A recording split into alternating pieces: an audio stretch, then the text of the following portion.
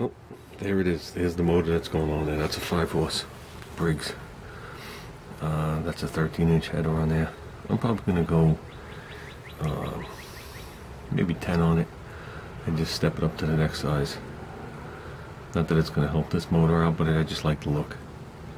I have to pull that clutch off. I'm not even going to use that clutch. Neither one of us is going to use it. Right off the bat, the spark plug was too tall and was hitting the frame. So I had to put a little tiny J8 in there. I had a nice racing plug in there. And I had it, facing the exhaust valve. And that K&N filter doesn't fit. So I got to work on something there. I'll come up with something. And right off the bat, this motor overhangs too far. So I can't hit the brake lever.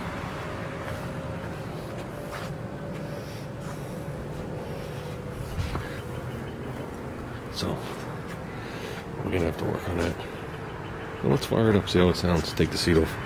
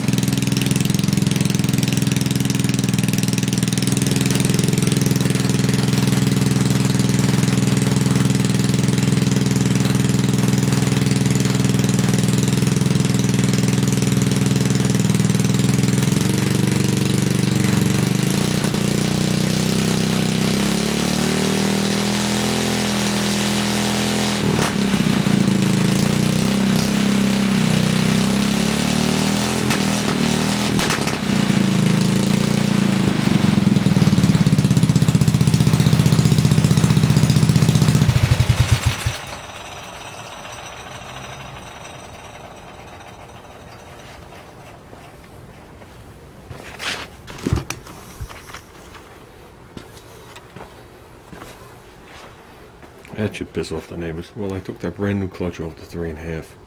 Turns out it's the same bore as the 5-horse, and it's the same,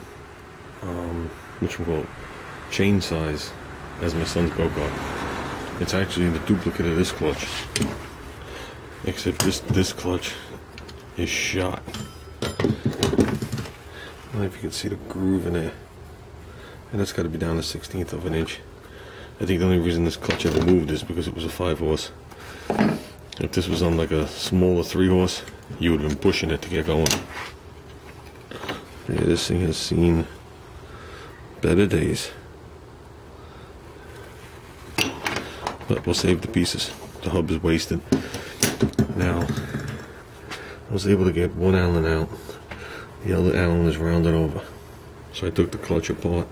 What I'm going to do is I'm going to bring home my 2-jaw puller that has a bolt to cinch it down, and I'm going to hook it on either side of these teeth and put pressure right there in the center of the crankshaft. Pull this off because I don't care about the clutch if I break it. I don't want to damage the motor, obviously. So, and I measured this tube. This tube is 7/8 on the inside and 1 inch on the outside.